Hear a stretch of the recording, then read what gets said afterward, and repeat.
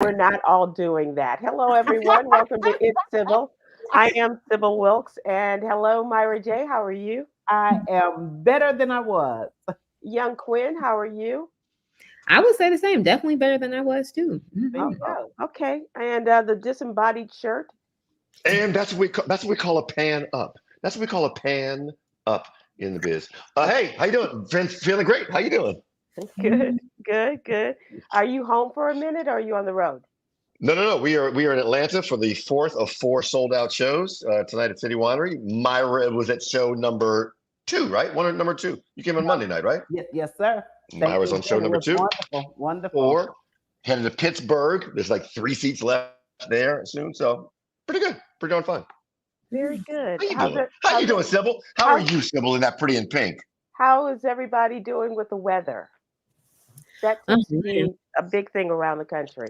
Yeah. Well, just let me say the heat wasn't working in the basement. There may have been a little bit of water on my floor this morning. The heat guy didn't show up yesterday.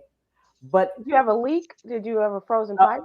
No, we actually think the sump pump just kind of did a little thing there, but it wasn't a lot. And I am on emergency heat in my basement right now, which the man said will work, but it's going to cost me like 5 times as much till they can get it fixed.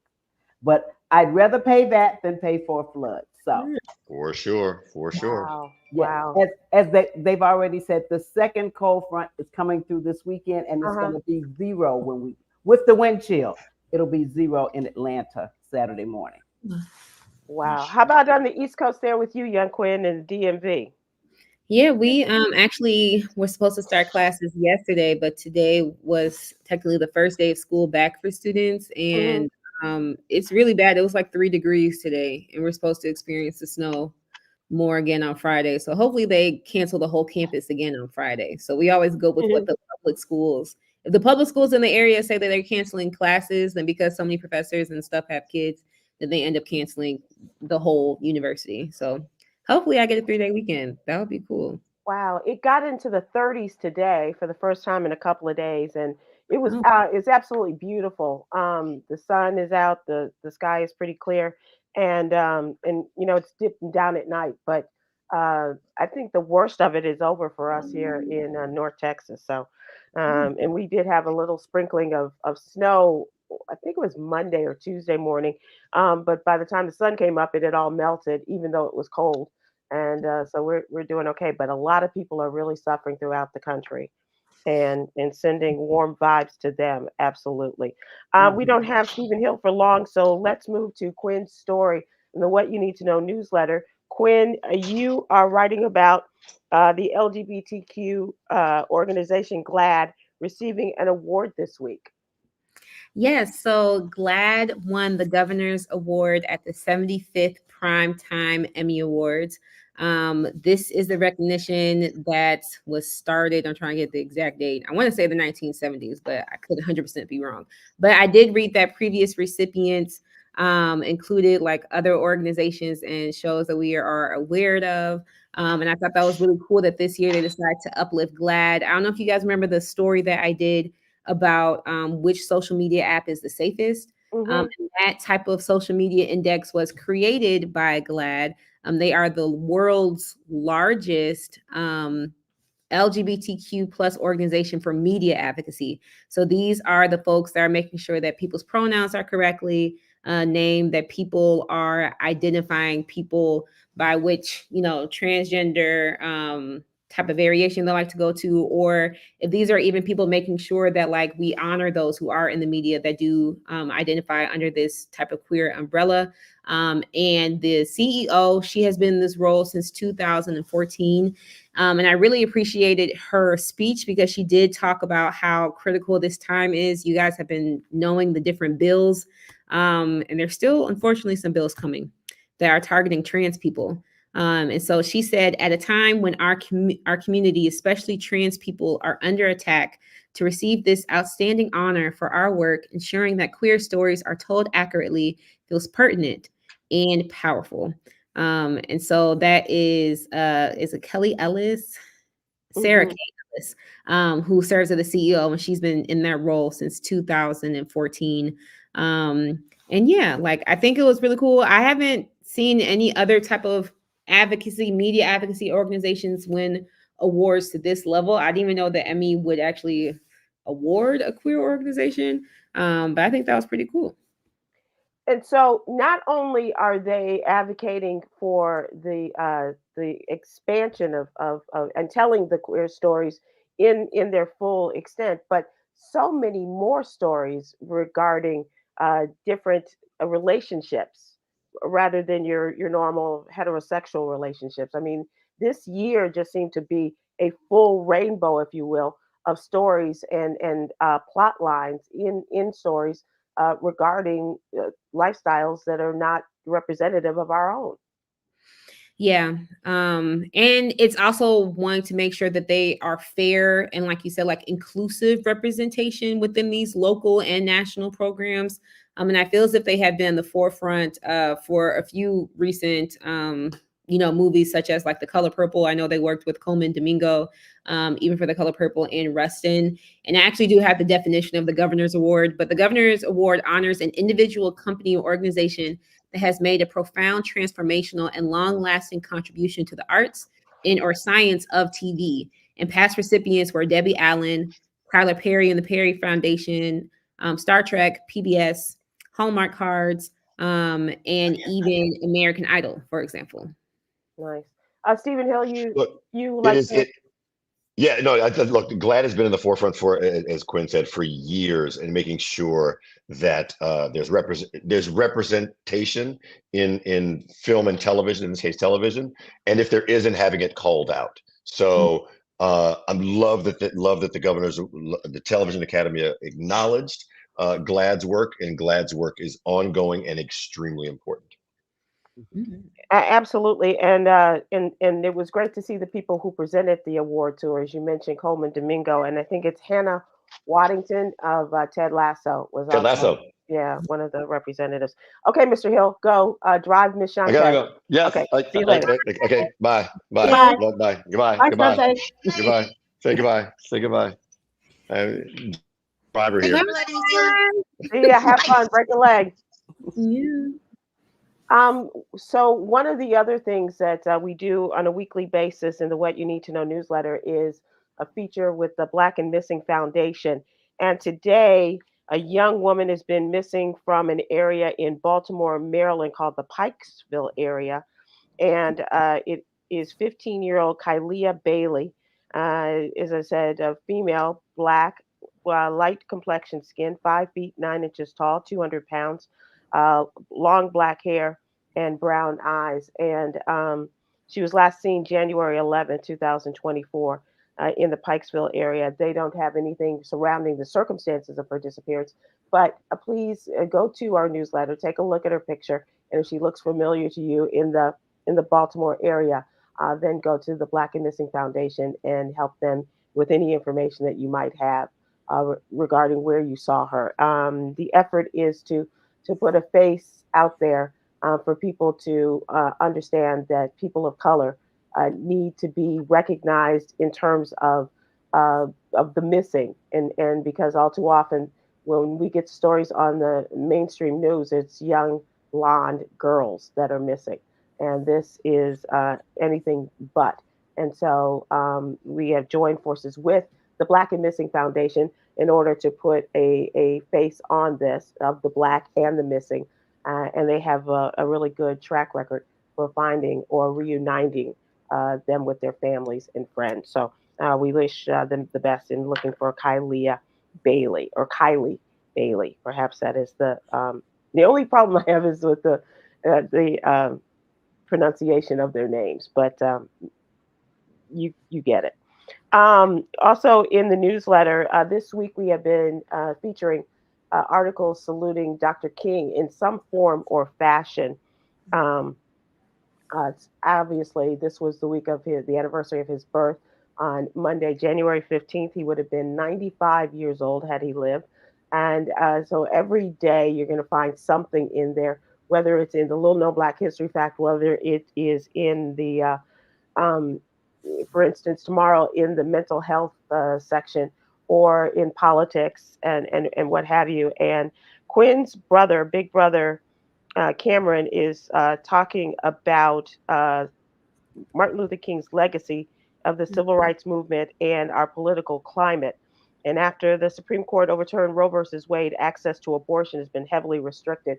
And he talks about the fact that Mrs. Coretta Scott King and Dr. King both wanted women to have the rights to their bodies, and they wanted, um, they were talking about, they were giving speeches about access to reproductive rights and to accept Planned Parenthood and the necessity for us to do that. And just imagine, this was how many years ago? 60 years ago or so. And now here we are back before then, before women had access to reproductive and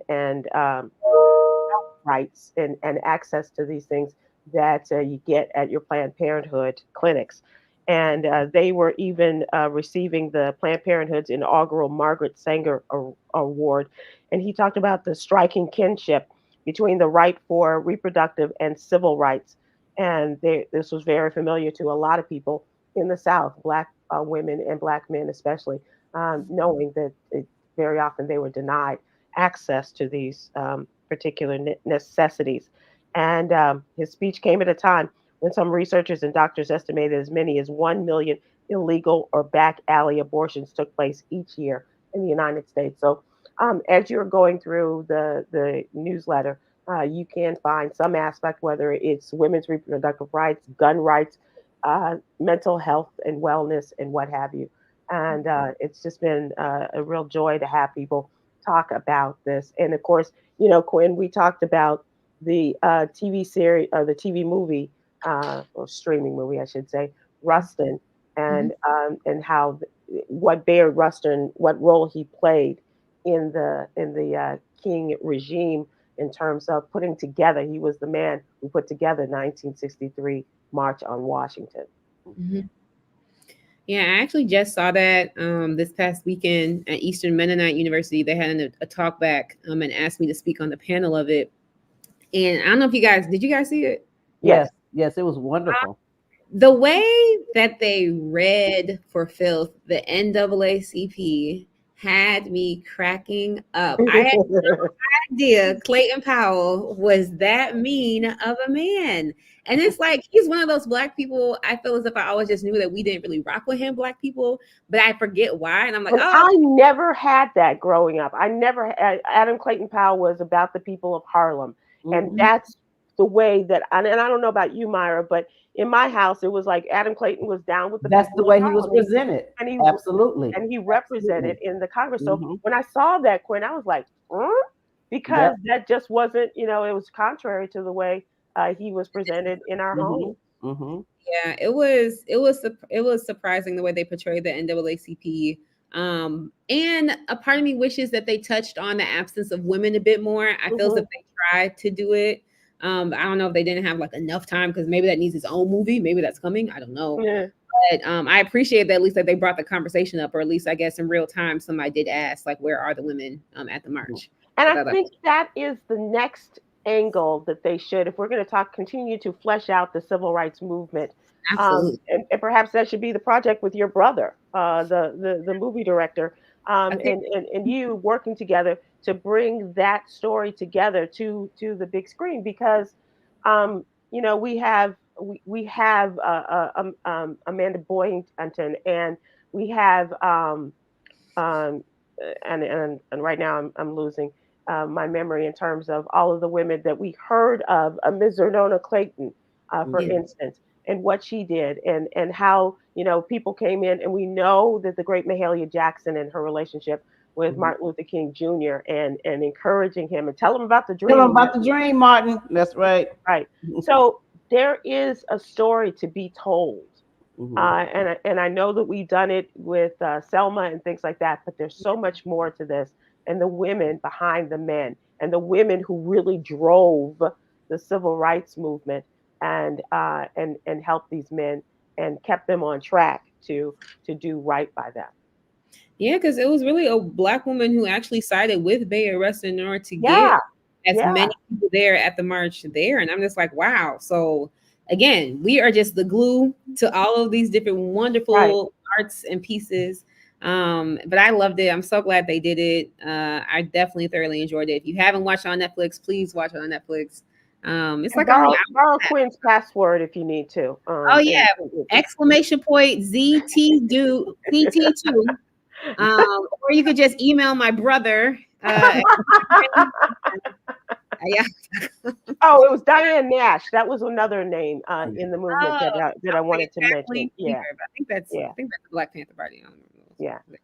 So that is, I really think that should be the next angle, the next feature that we see regarding the movement and the role that so many women. I mean, we've seen the story of Dr. Betty Shabazz and Mrs. Coretta Scott King. We've seen their friendship, which was awesome.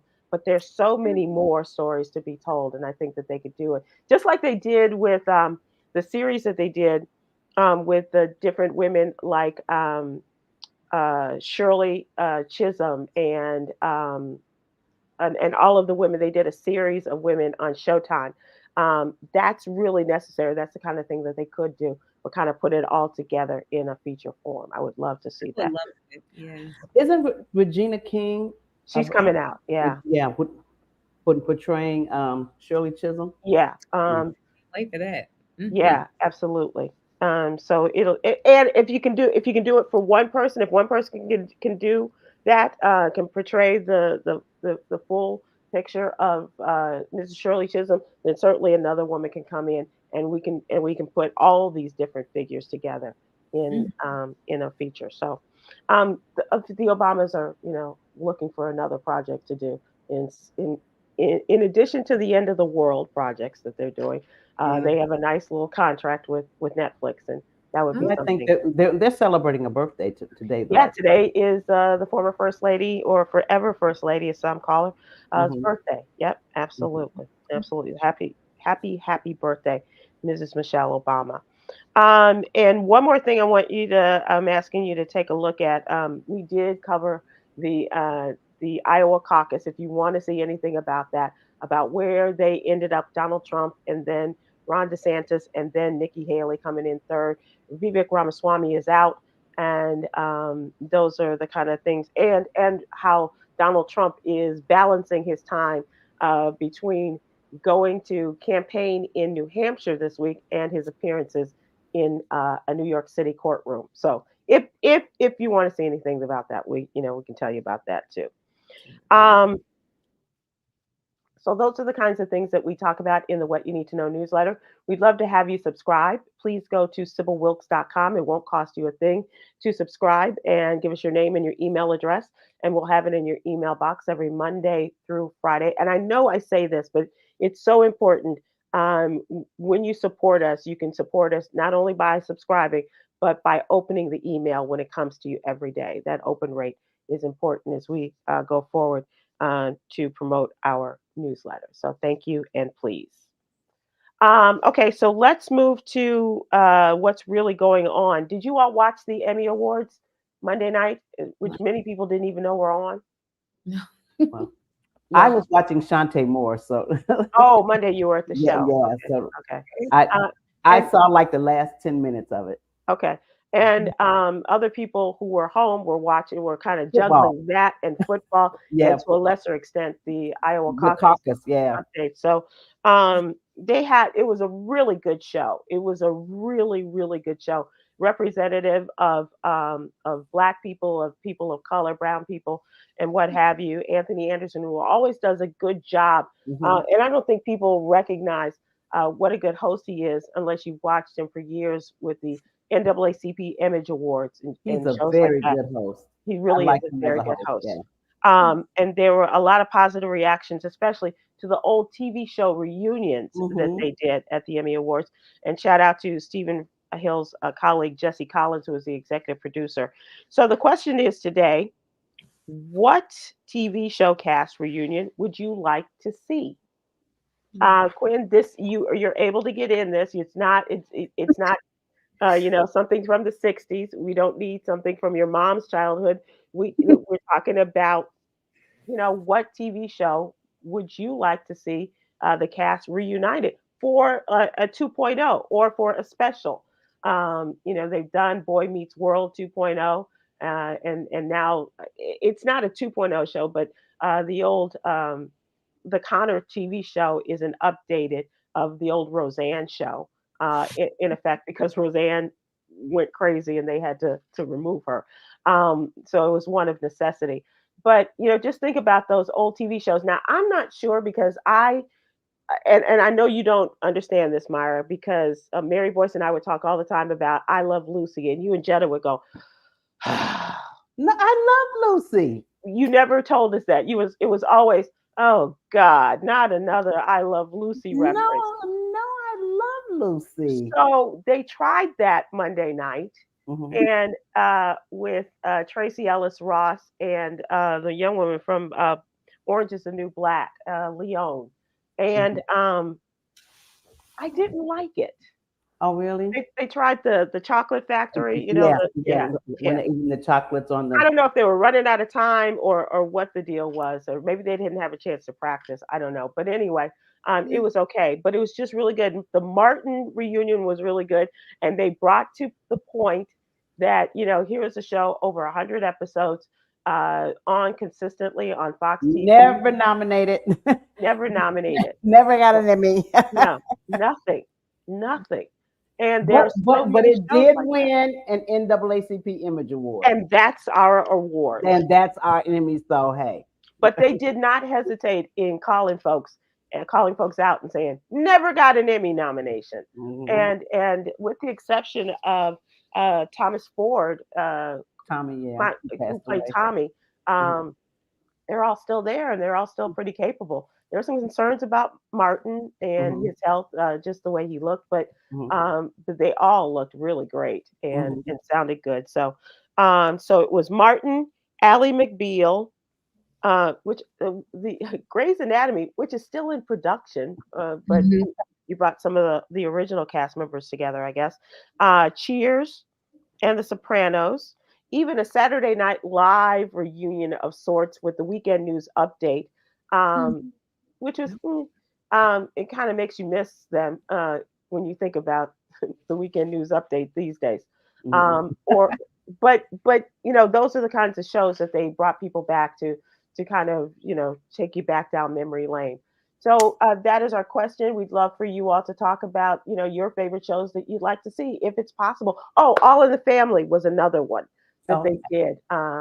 They the only two people that are still alive. I was going to say I'm sitting here pondering, and I keep just editing, going, nope, they passed. Right, nope, they passed. Nope, they passed. Right, like they could. Rob Reiner and Sally Struthers were there for that, and all of the Cheers folks were there except for the old coach. I think he's gone. But Ted Danson, Rhea Perlman, Kelsey Grammer, John Ratzer. They even did It's Always Sunny in Philadelphia. Which was Woody Harrelson there? No. And I did see that. I'm not sure if he had a previous engagement or something. But a lot of people had COVID and were unable to attend the Emmy Award. So Kwyn, what about you? Is there a show from your youth or near youth that you would like to see revisited or see the cast back together for a special? That's what I was thinking about. I feel as if, like, for majority of my life, even now, I watch a lot of cartoons, and so I was just like, I don't know if I would want to see them live, but I did kind of do like different areas. So there was a childhood show, Gullah Gullah Island, that I remember watching, and I did see some people post pictures of, because it was like this Black family, and there was like this frog, and so I definitely wouldn't mind seeing that. See the frog. Yeah, and it just seemed like Black family, and the woman had like braids and stuff, so it was just like really, really cool. Yeah, I would look at that when I was a teenager, and I think this isn't conversation or in the works, or at least I think they have done reboots. But Degrassi was my adolescent. Oh, sure, yeah, show. And Drake, right, and not even before he was Drake. Like that boy was in the wheelchair. Yeah. So I think they have done reboots of Degrassi though, and I don't know if I really want to see that. But recently, I don't know if you guys, I think it was called Desperate Housewives with all those different. I love that show. I think I wouldn't mind seeing that cast come together and some type of drama Either that or like the original Pretty Little Liars. Both of those shows were very captivating. Okay. You guys named all the Black classics, and everybody put the Black classics in the comments. Well, we have a lot of people that are commenting. Myra, what about you? Well, I see the comments, which I totally agree, but I was trying to think of something different, and maybe the show Frank's Place, because I just thought it never got a fair It didn't get a chance. Yeah. Frank's Place was so good. And they kept moving it around. Yeah. I remember Tim Reed, I think he said, "My mama don't even know when the show come on." They kept moving it, but it was such a great show. So I don't know if you know Tim Reed, Kwyn, but Tim Reed is one of the most talented people, a director, a writer, producer, and he was Venus Flytrap on WKRP in Cincinnati. It was an old show about radio station. And that would be a good one, except most of them aren't alive either. That's what I was saying. Every show I'm thinking of, I'm like, but he is and he got a deal with CBS, and he did this show without a soundtrack, not in front of an audience, and it was a dramedy of sorts, and it was called Frank's Place, and it took place in this restaurant/bar, and created the characters, and it was so good. And I don't even think it lasted a full season, did it, Myra? It may have lasted a full season, but they probably changed but they moved the time, like three times, and so you can never. And it's not like you could program it in your DVR and back then find the show. You know what I mean? And it's just such a shame because it was really good, and I think that really soured him on television from then on out. And then he went and bought his own movie studio in Virginia. Right. Okay, Yolanda, what do we have? Living Single. Yes, Dr. Mark, you're absolutely right. Yes, doctor. Yes. Thank you so much. Yes. And they talk about that all the time. C.M. Williams, 2.5 Men, a classic. And they did have a reunion of sorts the other night with the mother and John Cypher, who played the geeky brother. And I think that they're kind of pulling this young man that played the little boy, played his son. They're kind of pulling him out because he seemed to go off the rails for a while. And so I don't know if they would do that. But Conchetta Ferrell played the housekeeper. Holland Taylor was their mother. So she and John Cypher were on together. And that was their reunion of sorts. These aren't really old shows, but I love these two shows. And I'm pretty sure reunion probably won't happen. One, Sex in the City. I love that freaking show. I love it. The original? The original. Okay. Sex in the City. And the other one is Mom. Oh my God. That's a great. I love it. I just love it. You never like Mom? I never heard of the Mom, but I would like a reunion of This Is Us too. I think that probably would be really good. And still they're around, so that would be a good thing. I don't know how much more drama they can do. Girlfriends, I miss them. I do too, Renita Bland on Facebook. Girlfriends was a good one. And I just like the fact that they had a young woman whose name was Wilkes. Because you don't have that as a character. And I just want to thank them for having a character. Because it's just not your average name, and finding. Brian Scott, I would like to see a reboot of the TV show Rock starring Charles Dutton. Oh, that was an excellent show. Yes, absolutely. I think did you do warm up for Rock, Myra? No, Anthony Brown. Jay did do it. Yeah. I never did Rock. That was a good one. That was a real, and Rocky Carroll. Woo, Oh yeah. Still easy on the eyes. Okay, yeah. Regina Glover on Facebook. Do we really need a reboot show of anything? Leave the originals alone. So you just want to say, let's have our memories, but there's nothing nostalgic that you kind of say, I wonder where they are, or I wonder how, because, and I will tell you, looking at there's the only person left from the original Jeffersons is Marla Gibbs, and she's 92 years old, and she looked phenomenal. Yes. The other night she came out with Taraji P. Henson, and that was awesome. And that was really good. Sometimes you just want to say, I wonder whatever happened to, and would it be nice to, sometimes I agree, Regina, you just like, that wasn't the right one. She's from the whole cast on the Jeffersons? Yeah. I don't know. I don't know where Jenny is. One of the Lionels died, and the little girl that they had. I don't know, but I know Franklin Cover, Roxy Roker, Isabel Sanford, and Sherman Hemsley. They're all gone. Wow. Yeah, yeah. Aubrey W on YouTube says the TV cast show a reunion. I would love to see his girlfriends and New York Undercover. That was a good show that was too. another one, yeah. And that was a show that combined drama with really current Good music. Music, yeah. Music was really good. That's what made it so cool, yeah. Yeah. Tyrone Bourne on Facebook, Living Color, would love to see that come back. That would be interesting to see them because they're all up there now too. I think the only one who can really be a fly girl is J-Lo, and as far as some of the comedy that they did, these are still working comedians.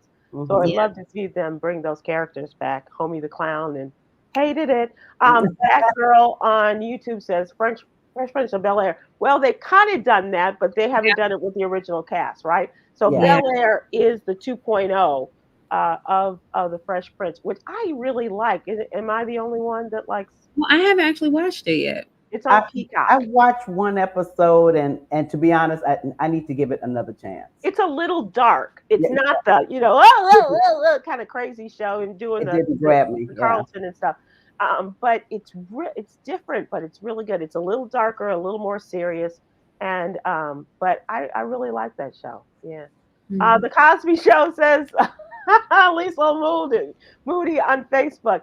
How do we do that? Right. That is happening. If you were charged with that, how would you bring the Cosby Show back? I would bring the Cosby show back just for the one big episode, and Bill Cosby is stuck in the house. The rest of the cast is out somewhere trying to get back home. It's a big snowstorm, and he's stuck in the house. That's how you write that. Okay. He's under house arrest. Yes. Basically, yep. That's how you do that. They'll be doing a lot of FaceTiming in that episode. Okay. Trying to get home to save Dad. Yeah. Or just phone. They can have him on the phone too. Mm-hmm. Right. Yep. Tracy Howard on YouTube, second choice, The Munsters, to coincide with the Children Dolls Monster High. What's the show that they're doing? Oh, it's Wednesday. The daughter from the Addams Family. I don't know if anybody from the Munsters is still alive because they were older then too. Al Lewis played Grandpa, and Fred Gwynn played Herman, and Yvonne DiCarlo. Those were old-time movie stars. Yvonne DiCarlo played the wife there. Maybe Thing. Barbara Ferguson, I love Sister, and I would love a reboot. And there you would have it, because if Tim Reed would do it as the father, if the twins would do it. And then that's what you said, Tim Reed. I was like, I don't know if I'm right. I didn't want to be made for that, but he was the father on Sister. Father. Yeah. Wow. Come on, multi-talented. Yes. Yeah. He had a good run with the sitcoms. I'm sorry, Yolanda. Go ahead. Dora Levettig says Golden Girls.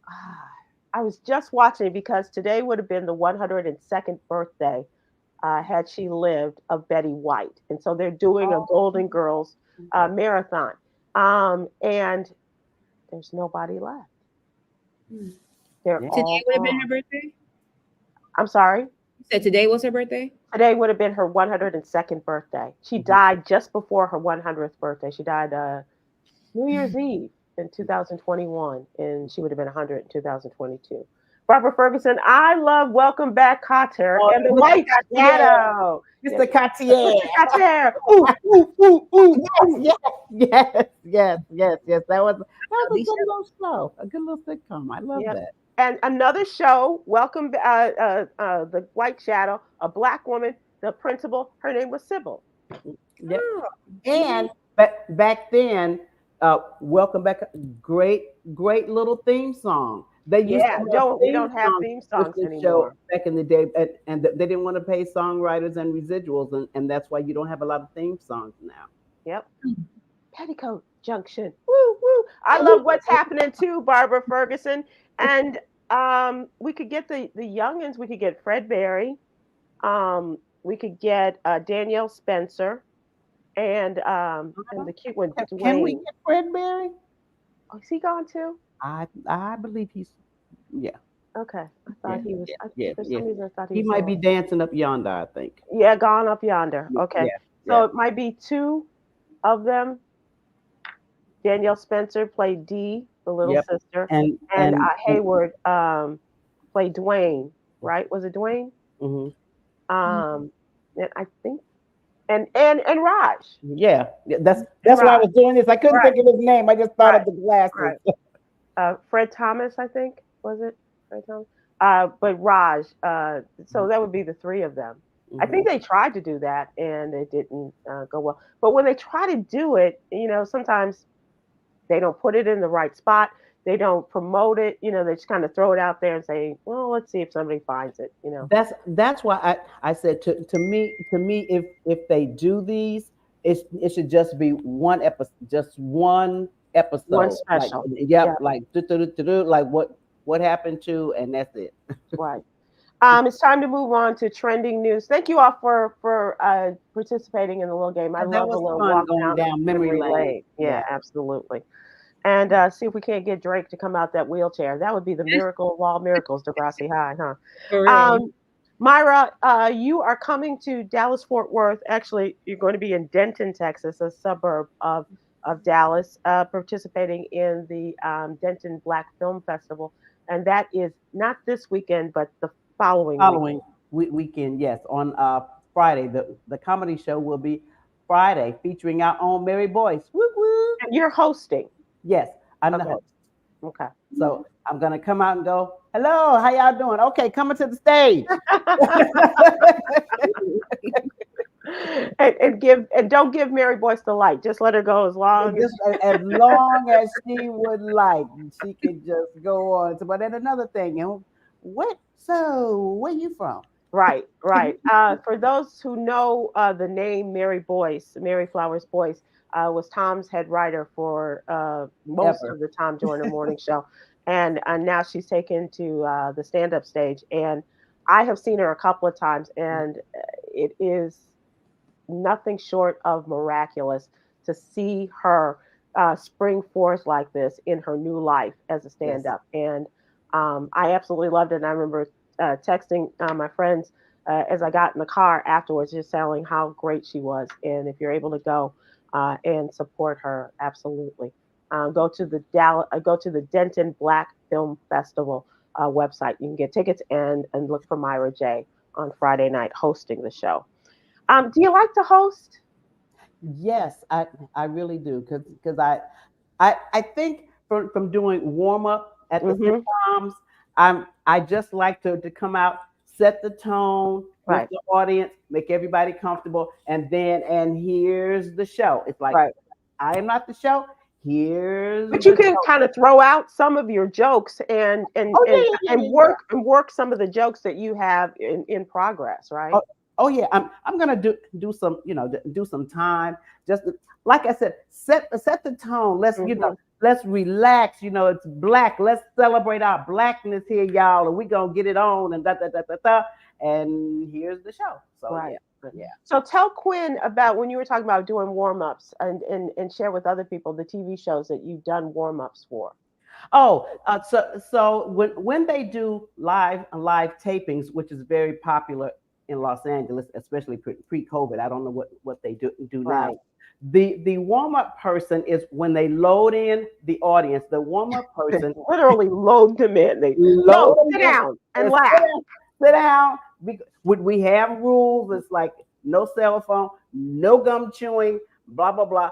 Because there are mics overhead and they are so sensitive. If you cough or a little sneeze, that is picked up. So it's up to us to let you know all of the rules and to follow along and also to keep the energy light, particularly for a sitcom, because they feed off of your energy. And we may have to do this scene 6 times.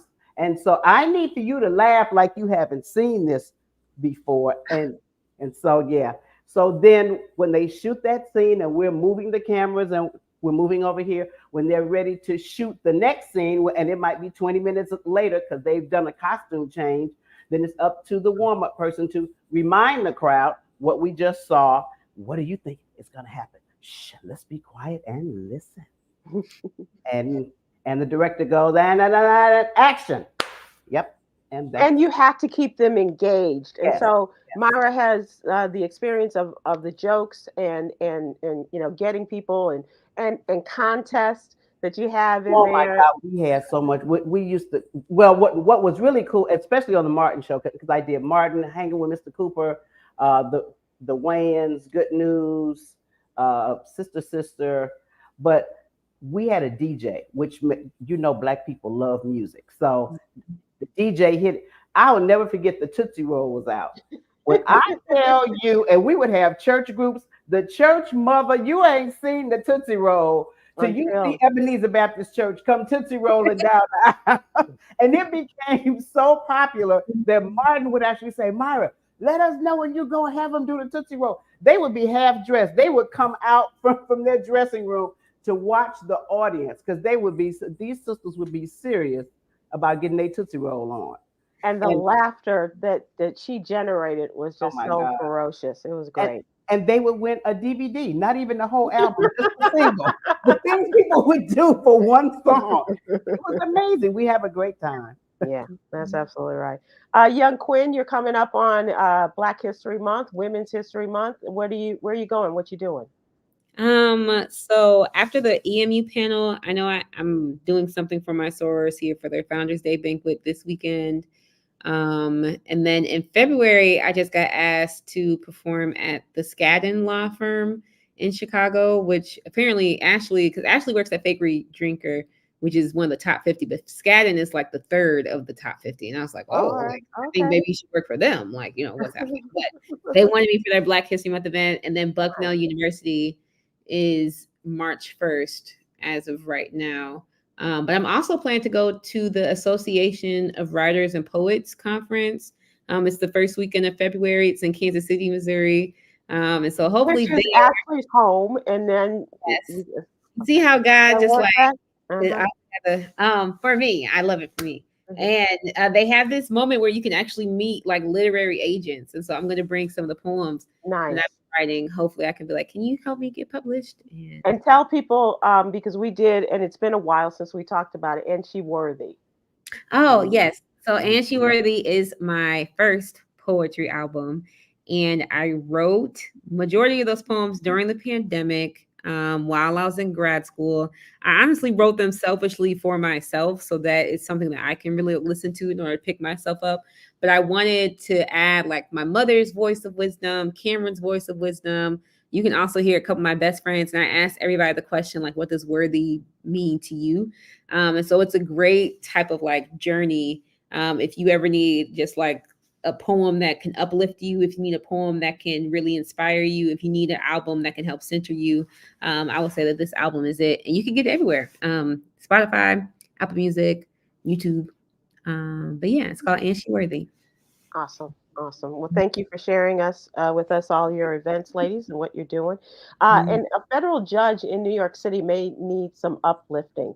Kwyn, he had to threaten to bounce former President Donald Trump from the courtroom today after Trump ignored warnings to keep silent during testimony by the writer E. Jean Carroll during her civil defamation trial. Mr. Trump, he said, I hope I don't have to consider excluding you from the trial. This is Judge Lewis Kaplan telling the Republican presidential candidate after Carroll's lawyers complained the jury could hear his disparaging remarks about the woman he is charged with sexually assaulting and disparaging her character. He said, I understand you're probably eager for me to do that. And Trump reportedly said, I would love it, as he growled from the defense table. You just can't control yourself in this circumstance, apparently, according to the judge. And you can't either, said Donald Trump. How old is this 77-year-old man? Yes. And this is our president. Here's my frustration with this. How many times have they threatened this man? It's like when you see people out with their bad child, and they're going, "Stop it, Timmy, stop it, stop." And Timmy just because he knows nothing's going to happen, so Timmy just keeps. When are they going to take the long arm of the law, snatch him from his lawyer, and throw him behind them closed doors? Because they're between a rock and a hard place. If they don't, they kick him out of the courtroom, then that's just a fundraising opportunity for saying, look what they're doing, justice being denied. Give me money so that I can become president and we can put these people out of work and we won't have to worry about doing that anyway. Right. But so let him do it from cell block H. So here's the core of this case. E. Jean Carroll claimed that Donald Trump raped her in a department store almost 30 years ago. In an earlier trial, as I said, he was found guilty of sexual assault, not of rape itself, but the next charge was sexual assault and for defaming Ms. Carroll. This will determine what, if any, is owed to her after he publicly denied her allegations in 2019 when he was president.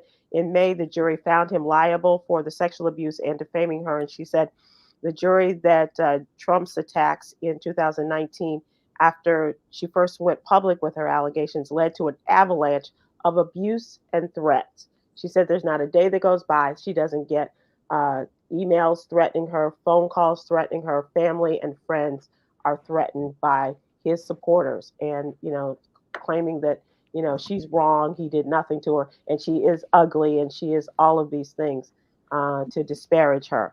And so she has asked for $10 million. The jury that is watching Donald Trump act out, and that's another thing, Myra, if the jury sees him acting a fool, the numbers could go even higher. Whether she'll ever see this money, doubtful, because he's got enough lawyers and to keep this going for a very long time. But you just want to see some justice for just the way that people are hounded and mistreated, just like the women in Georgia who will never see money from the former mayor of New York City because of all of the Trump supporters who have done things to them, awful things, threatened their lives, threatened the lives of family members, including a young boy, and coming to citizens' arrest on the people in the house. All of these things, they should be paid for it, but they'll never see any of his money. Yeah. Whatever he has left. That's why I don't buy into that, the whole theory of, well, he's running for president and this is going to look bad. I don't care what he's running for. If you step over the line, you step into the cell. It's as simple as that. And I think once they start locking his butt up 3 or 4 times, and he's not going to like that at all. Oh, no. That will shut his butt up. But in the meantime, all this threatening and going back and forth and tell your client to be, that man is 77 years old. Put him in jail. Period. And he wanted to be excused from the trial. They're like, you don't have to be here. But my mother-in-law died and I need to be. He goes, no, you don't have to be here. Duh. Go be with your wife if she'll have you. Go, go pay your respects to your mother-in-law, who probably didn't like you either. I was gonna say that he's probably not invited. He's just wanted somewhere to go. Okay. According to a new report, there is another confirmation that multicultural Americans are on the track to become the majority population by the year, you ready? 2030, like 6 years from now. I'm sorry, my bad, 2050. Using data from the American Community Survey, they found that since 2021, America's multicultural population has increased by nearly 4 million. There are about 192 million white Americans, make up 58% of the population. Black, Hispanic, Asian, and other races make up for 141 million. And according to this report, by 2050, Hispanic Americans are expected to have the most population growth, an increase of about 6%, while the white population is expected to decrease by about 11%. And that's what has people and has these racists so up in arms, talking about the great replacement. Well, you know what they got to do? Make love, not war, okay? Yeah, but who would have them? Let's get busy, people. And so those are some of the things that are going on. Apple will be banned from selling smartwatches in the US tomorrow, starting tomorrow, over claims that it stole medical technology after a court rejected the tech giant's appeal. Retailers will be prohibited from selling models with the blood oxygen feature because they said they ripped off the company that developed this technology. And so they will not be able to sell the Series 9 and Ultra 2 models with the blood oxygen feature, leaving the low end SE on the shelves. So is you'll it be able still to going to work on our watch? I was going to ask, does my watch still work tomorrow or no? Yes, your watch will work, but people Right. can't get them after tomorrow, as of tomorrow. Can they get it to stop telling me it's time to stand up? I know. I was like, who forgets to stand up? Like, I've been sitting for 17 days. Let me go stand up. Let's move to entertainment, and this is happening in our own backyard in Dallas here. The Dallas Area Rapid Transit, or DART as they call it, will include Erykah Badu designed buses and trains in their fleet throughout 2024. A collaboration between DART and the Grammy Award winner will see 3 buses and 2 trains dedicated to the hometown artist's honor. Throughout 2024, she will, and her hometown public transportation agency will team up for this collaboration and dedicate 3 of its buses, 2 of its light rail trains in her honor. After being formally rolled out for use in February, these buses and rail cars will feature images of Erykah Badu.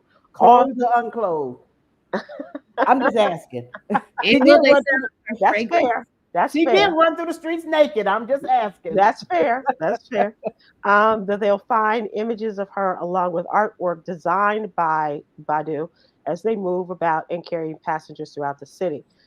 In other words, you will be able to get a window seat on an Erykah Badu approved public transportation. She said, collabing with DART has been fun, new for me and new for them. I love my hometown and riding DART is still cool. And so they're officially unveiling this on February 24th as she hosts her annual birthday bash performance at the Deep Ellum music venue, The Factory. And her birthday is a couple of days later on February 26th. In advance of that, DART and Badu are hosting a sweepstakes in which DART riders throughout North Texas can enter for a chance to win one of 4 prize packs that includes +1 VIP entrance and access to her big birthday bash. And it is big because she brings in all her star friends for the party, plus an exclusive swag bag and a monthly DART pass, which is pretty good. Winners will be among the first to see the Badu designed buses and trains on rails in person. And so that's really cool. And she's also giving a lineup of the favorite places in Dallas that she would recommend people take the bus and the train to, including her alma mater, which is Booker T. Washington High School, and destinations that are all her favorite places like the Factory and places to eat and the Black Letters, Black Academy, and all of these places and how you get there. The Black Academy of Arts and Letters, which is where she, I believe, got her start in the arts business. And so, and it's kind of, doing a whole civic duty, showing people what I still love about my city kind of thing that she's doing, which is really pretty cool. And to have your own, have your face on the buses and trains of the town where you grew up. That's pretty awesome. That's cool. Nice. Yeah. Would you do that, Myra, in Chicago if they asked you to? Yeah, but it would have to be on a modern bus, not the trolley that was still around when I was. You weren't alive. The trolley, the horse and buggy that was out. You are so silly. Kwyn, would you like to have your beautiful face on a train? Absolutely. On the red line? Right. I don't know if I'll do the red line or the green line because I took the green line to Kenwood when we lived in Auburn and Gresham.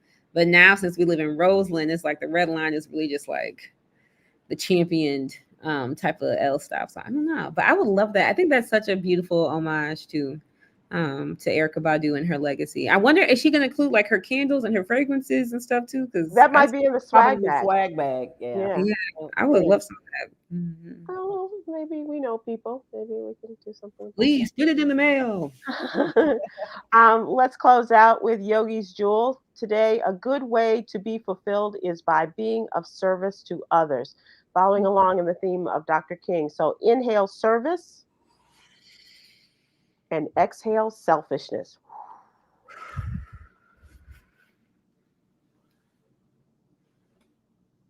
Are y'all okay?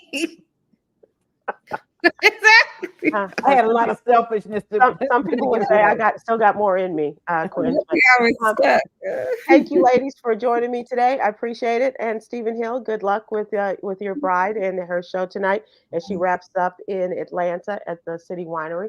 And we'll see you all again real soon. Thanks. Yes. Stay warm, everybody. Thanks, Dr. Marks. Bye-bye.